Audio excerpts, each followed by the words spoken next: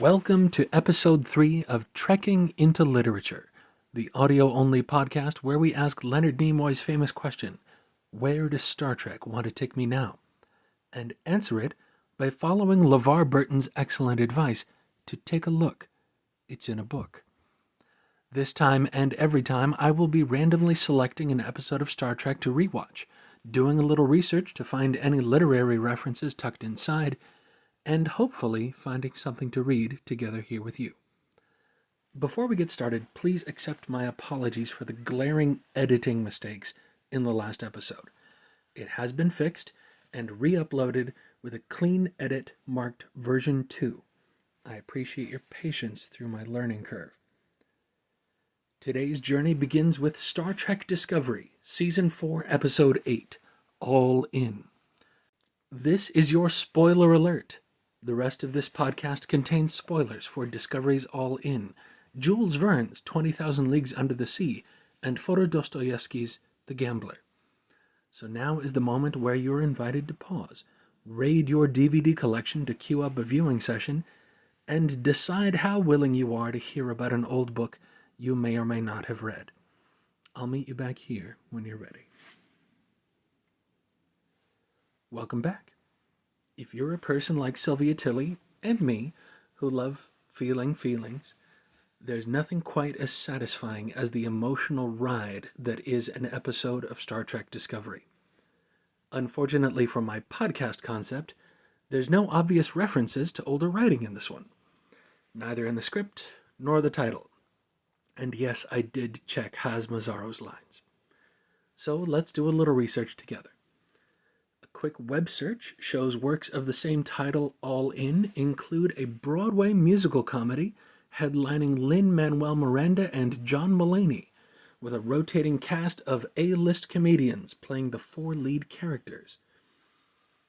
There's also a film from 2006 starring Dominique Swain, Michael Madsen, and Louis Gossett Jr.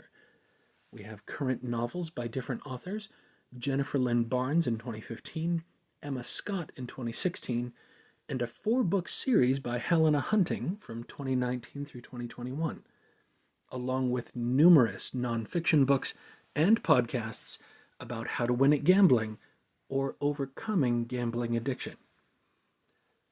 So, without the usual blatant references and quotes that Trek tends to drop, where are we to look for classical literature callbacks? Let's try story themes. It's harder than I expected to try to search the web for stories based on how they play out. I quickly ran out of ways to phrase search terms and decided to lean on my own experience, which is mostly movies and TV, but includes a few books and plays. At first, I wanted to compare this story to 20,000 Leagues Under the Sea. Book seems to fit closely to the mold of Captain Nemo, both of them having gone rogue in a ship full of marvelous cutting-edge tech in order to hunt down an enemy that destroyed their homeland. And that may be true for his character and the overall season arc, but this episode was appropriately named All In because it focuses on a few very consequential bits of gambling. Almost every scene in this episode is a gamble of some kind. President Rilak and the Federation Council betting on diplomacy to stop an ongoing catastrophe. Book and Tarka stealing the spore drive. Burnham and Vance ignoring the spirit of an order while following the letter in the hopes of catching them. All of that culminating in a confrontation at a casino where the gambling thing really blossoms. We have the bit where Book and Tarka try to catch a card counter that reminded me of The Sting and Ocean's 11. There's Owoshikun's brilliant boxing hustle and later daring to probe Tarka for his motivations. I haven't seen enough fight movies to know if this is following any kind of trope, but her scenes are so satisfying to watch. And of course, the most pivotal gamble centers on the love between Burnham and Book, within the larger context of the adventure they find themselves on opposing sides of, culminating in the final hand of a poker tournament that simultaneously defines the next step of the adventure and their relationship. There's a spy element here that reminded me a little of a James Bond film, but the emotional connection between these characters is something I've rarely seen. So maybe instead of yet another nautical tale, this time we need a gambler's story. Not knowing of any books in particular that feature a lovers to enemies over poker arc, I went the most obvious and direct route to search for any classical gambling tale. Within seconds, I found myself reading The Gambler by Fyodor Dostoyevsky from 1866. Now, I don't know if it's a culture gap, the time period, or something was lost in translation from Russian to English, likely a combination of the three, but I had a hard time really getting into this one at first. Most of the action is told after the fact, as if in a journal, sometimes second or third hand as a recounting of earlier conversation and gossip. The tendency of the protagonist narrator to define people and judge them by their nationality is so frequent as to be distracting. And his expressions of love are sometimes just, well, awful. Something that helped me enter a good headspace and slog through the rough patches was to listen along with the audiobook, which happened to be available for free on an app called LibriVox. I'll post a link to that in the description below. Once you get going with it, The Gambler has enough personal journey and plot twists to make for an engaging story that actually surprised me with a few of its moves. And sure enough, there's something of a love story in there as well. It's nothing like the close partnership we see in Discovery with Burnham and Book, but it does have its highest moment over the results of a night of wagers. If it's all right with you, I'd like to read a very spoilery chapter from deep into The Gambler, where our protagonist is finally stepping fully into the rough and rocky path he has laid for himself. You're welcome to read along on the Project Gutenberg website. Follow the link below. You'll find the entire book on one easily scrollable web page. Now, The Gambler by Fyodor Dostoyevsky, Chapter 14.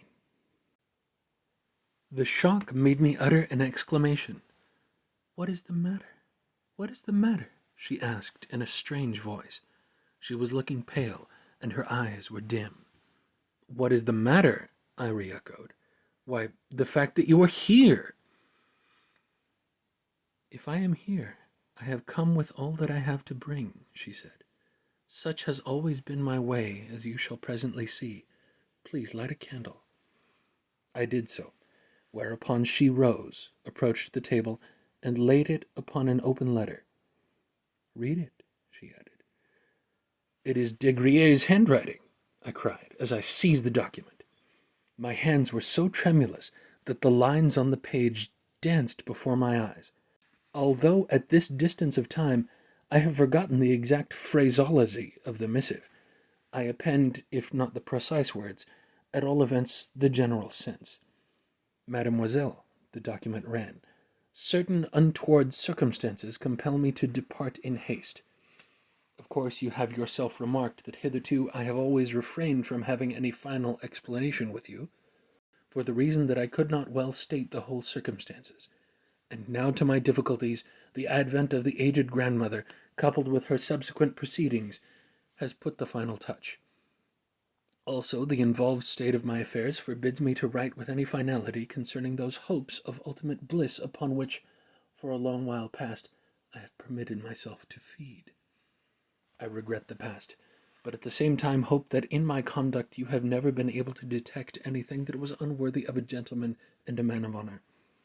Having lost, however, almost the whole of my money in debts incurred by your stepfather, I find myself driven to the necessity of saving the remainder, wherefore I have instructed certain friends of mine in St. Petersburg to arrange for the sale of all the property which has been mortgaged to myself.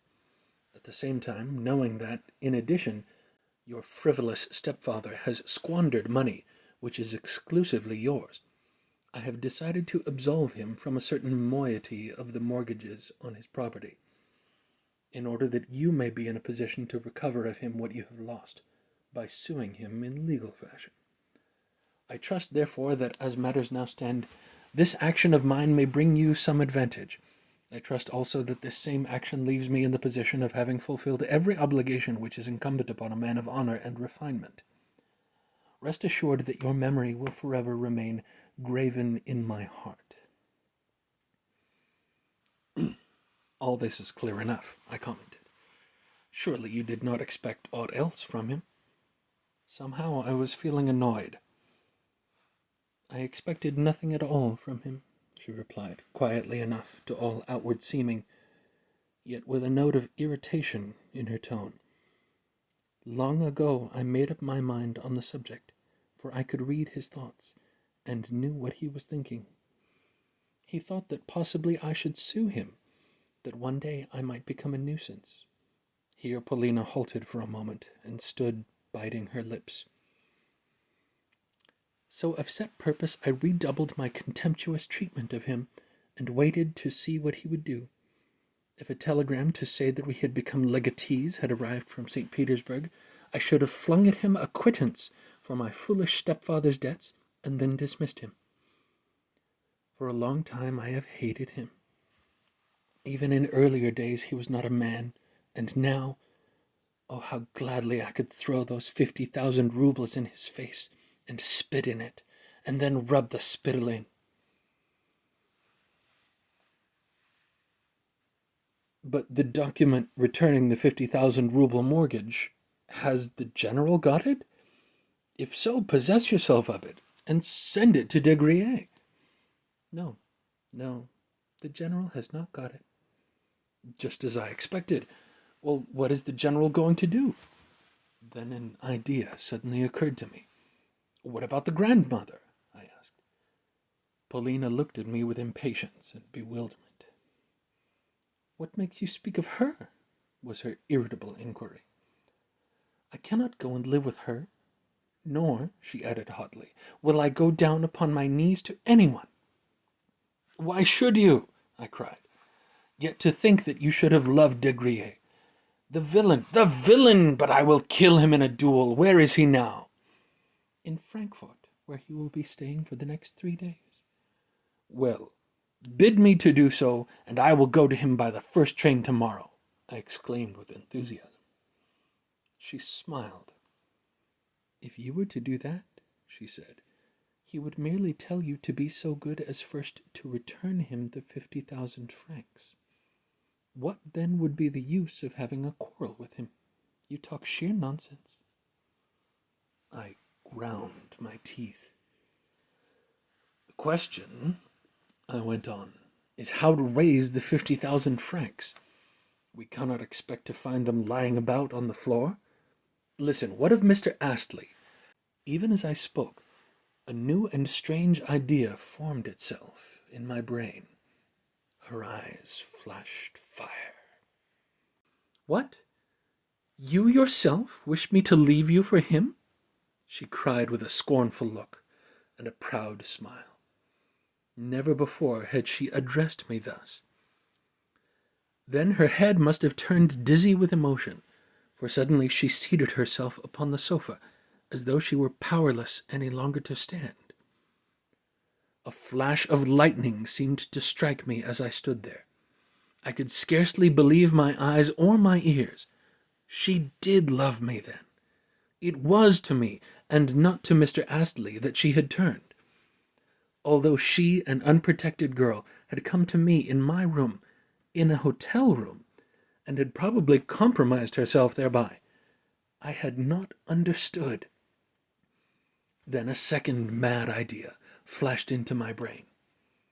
Paulina, I said, give me but an hour. Wait here just 1 hour until I return.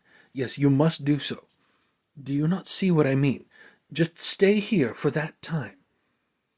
And I rushed from the room, without so much as answering her look of inquiry.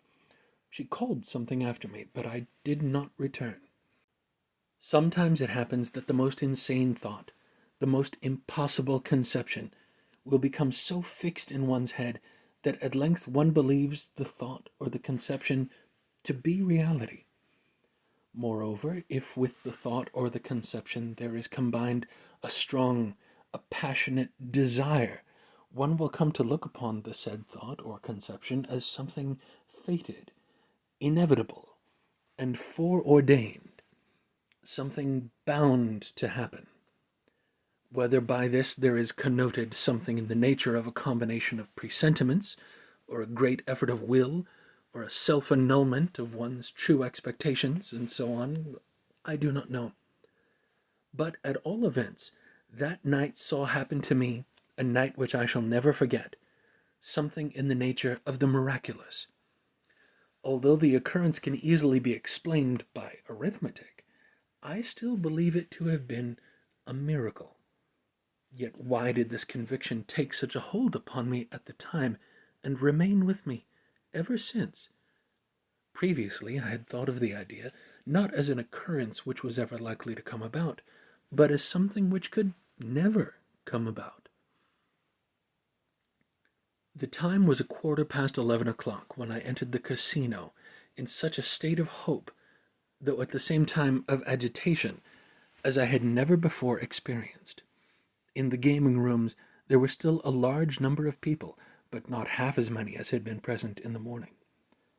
At 11 o'clock there usually remained behind only the real, the desperate gamblers, persons for whom at spas there existed nothing beyond roulette, and who went thither for that alone.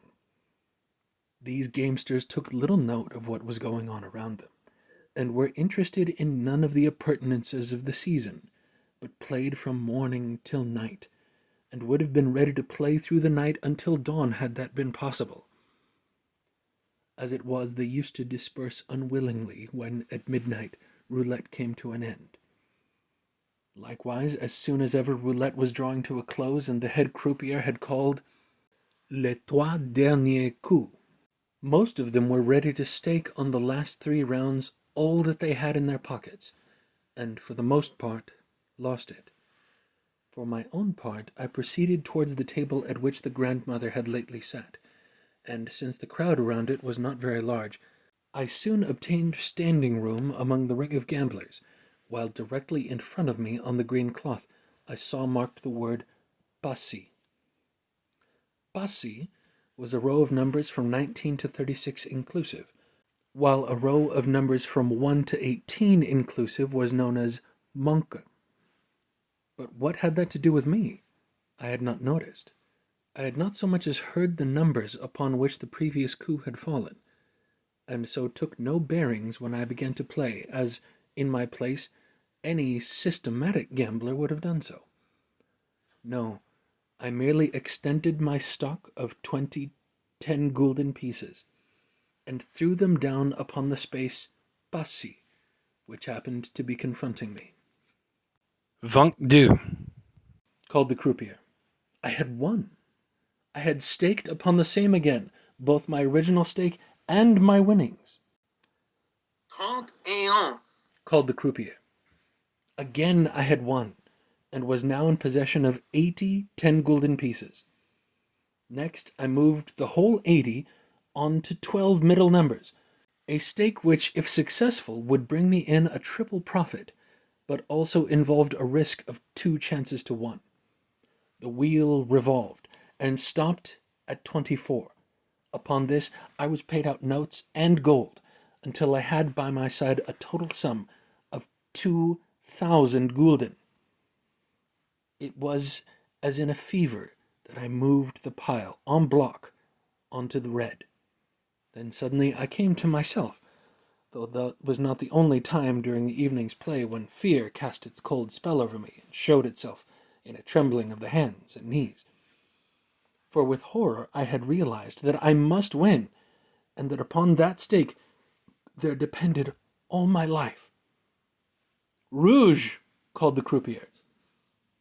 I drew a long breath, and hot shivers went coursing over my body. I was paid out my winnings in banknotes, amounting, of course, to a total of 4,000 florins, 800 gulden. I could still calculate the amounts. After that, I remember I again staked 2,000 florins upon 12 middle numbers, and lost.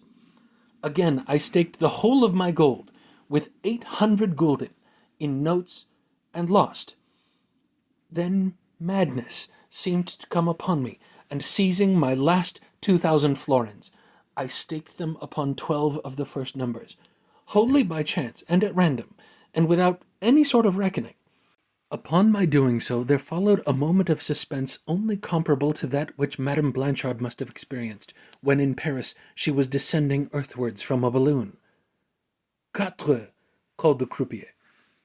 Once more, with the addition of my original stake, I was in possession of 6,000 florins. Once more, I looked around me like a conqueror. Once more, I feared nothing as I threw down 4,000 of these florins upon the black. The croupiers glanced around them and exchanged a few words. The bystanders murmured expectantly. The black turned up. After that, I do not exactly remember either my calculations or the order of my stakings. I only remember that, as in a dream, I won in one round 16,000 florins, that in the 3 following rounds I lost 12,000, that I moved the remainder, 4,000, on to Passy. Though quite unconscious of what I was doing, I was merely waiting, as it were, mechanically and without reflection for something. And won! And that, finally, 4 times in succession, I lost. Yes, I can remember raking in money by the thousands, but most frequently on the 12 middle numbers, to which I constantly adhered, and which kept appearing in a sort of regular order, first 3 or 4 times running, and then, after an interval of a couple rounds, in another break of 3 or 4 appearances. Sometimes this astonishing regularity manifested itself in patches, a thing to upset all the calculations of note, taking gamblers who play with a pencil and a memorandum book in their hands.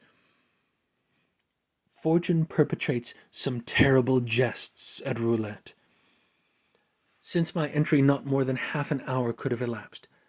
Suddenly, a croupier informed me that I had won 30,000 florins, as well as that, since the latter was the limit for which, at any one time, the bank could make itself responsible, roulette at that table must close for the night. Accordingly, I caught up my pile of gold, stuffed it into my pocket, and grasping my sheaf of banknotes, moved to the table in an adjoining salon, where a second game of roulette was in progress. The crowd followed me in a body and cleared a place for me at the table, after which I proceeded to stake as before, that is to say, at random and without calculating. What saved me from ruin, I do not know. Of course, there were times when fragmentary reckonings did come flashing into my brain. For instance, there were times when I attached myself for a while to certain figures and coups, though always leaving them again before long, without knowing what I was doing. In fact, I cannot have been in possession of all my faculties, for I can remember the croupiers correcting my play more than once, owing to my having made mistakes of the gravest order. My brows were damp with sweat, and my hands were shaking. Also, Poles came round me to proffer their services, but I heeded none of them. Nor did my luck fail me now. Suddenly there arose around me a loud din of talking and laughter. "Bravo! Bravo!" was the general shout, and some people even clapped their hands. I had raked in 30,000 florins, and again the bank had to close for the night. "Go away now! Go away now!" a voice whispered to me on my right. The person who had spoken to me was a certain Jew of Frankfurt, a man who had been standing beside me the whole while, and occasionally helping me in my play. "Yes, for God's sake, go!" whispered a second voice in my left ear. Glancing around, I perceived that the second voice had come from a modestly, plainly dressed lady of rather less than 30, a woman whose face, though pale and sickly looking, bore also very evident traces of former beauty. At the moment, I was stuffing the crumpled banknotes into my pockets and collecting all the gold that was left on the table. Seizing up my last note for 500 gulden, I contrived to insinuate it, unperceived, into the hand of the pale lady. An overpowering impulse had made me do so, and I remember how her thin little fingers pressed mine in token of her lively gratitude. The whole affair was the work of a moment. Then, collecting my belongings, I crossed to where Trente et Quarante was being played, a game which could boast of a more aristocratic public, and was played with cards instead of with a wheel. At this diversion, the bank made itself responsible for 100,000 thalers as the limit, but the highest stake allowable was, as in roulette, 4,000 florins. Although I knew nothing of the game, and I scarcely knew the stakes except those on black and red, I joined the ring of players, while the rest of the crowd massed itself around me. At this distance of time, I cannot remember whether I ever gave a thought to Paulina. I seemed only to be conscious of a vague pleasure in seizing and raking in banknotes, which kept massing themselves in a pile before me. But, as ever, fortune seemed to be at my back. As though of set purpose, there came to my aid a circumstance which not infrequently repeats itself in gaming. The circumstance is that not infrequently luck attaches itself to, say, the red, and does not leave it for a space of, say, 10 or even 15 rounds in succession. 3 days ago, I had heard that during the previous week there had been a run of 22 coups on the red, an occurrence never before known at roulette, so that men spoke of it with astonishment. Naturally enough, many deserted the red after a dozen rounds, and practically no one could now be found to stake upon it. Yet upon the black also, the antithesis of the red, no experienced gambler would stake anything, for the reason that every practiced player knows the meaning of capricious fortune. That is to say, after the 16th or so success of the red, one would think that the 17th coup would inevitably fall upon the black. Wherefore novices would be apt to back the latter in the 17th round, and even to double or treble their stakes upon it, only in the end to lose. Yet some whim or other led me, on remarking that the red had come up consecutively for 7 times, to attach myself to that color. Probably this was mostly due to self-conceit, for I wanted to astonish the bystanders with the riskiness of my play. Also, I remember that, oh strange sensation, I suddenly, and without any challenge from my own presumption, became obsessed with a desire to take risks. If the spirit had passed through a great many sensations, possibly it can no longer be sated with them, but grows more excited, and demands more sensations, and stronger ones, until at length it falls exhausted. Certainly, if the rules of the game had permitted even of my staking 50,000 florins at a time, I should have staked them. All of a sudden I heard exclamations arising that the whole thing was a marvel, since the red was turning up for the 14th time. Monsieur a gagné 100,000 florins, a voice exclaimed beside me. I awoke to my senses. What? I had won 100,000 florins? If so, what more did I need to win? I grasped the banknotes, stuffed them into my pockets, raked in the gold without counting it, and started to leave the casino. As I passed through the salons, people smiled to see my bulging pockets and unsteady gait, for the weight which I was carrying must have amounted to half a pood. Several hands I saw stretched out in my direction, and as I passed, I filled them with all the money that I could grasp in my own. At length, 2 men stopped me near the exit. "You're a bold young fellow," one said, "but mind you depart early tomorrow, as early as you can, for if you do not, you will lose everything that you have won." But I did not heed them. The avenue was so dark that it was barely possible to distinguish one's hand before one's face. while the distance to the hotel was half a verst or so. But I feared neither pickpockets nor highwaymen. Indeed, never since my boyhood have I done that. Also, I cannot remember what I thought about on the way. I only felt a sort of fearful pleasure, the pleasure of success, of conquest, of power. How can I best express it? Likewise, before me there flitted the image of Paulina, and I kept remembering and reminding myself that it was to her that I was going, that it was in her presence I should soon be standing, that it was she to whom I should soon be able to relate and show everything.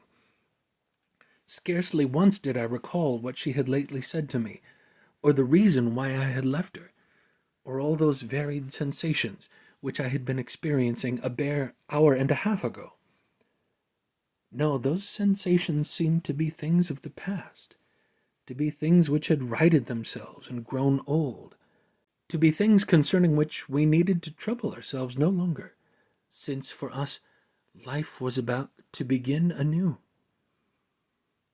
Yet I had just reached the end of the avenue when there did come upon me a fear of being robbed or murdered. With each step the fear increased until, in my terror, I almost started to run. Suddenly, as I issued from the avenue, there burst upon me the lights of the hotel, sparkling with a myriad lamps. Yes, thanks be to God, I had reached home. Running up to my room, I flung open the door of it. Paulina was still on the sofa with a lighted candle in front of her, and her hands clasped. As I entered, she stared at me in astonishment, for at the moment I must have presented a strange spectacle. All I did, however, was to halt before her and fling upon the table my burden of wealth.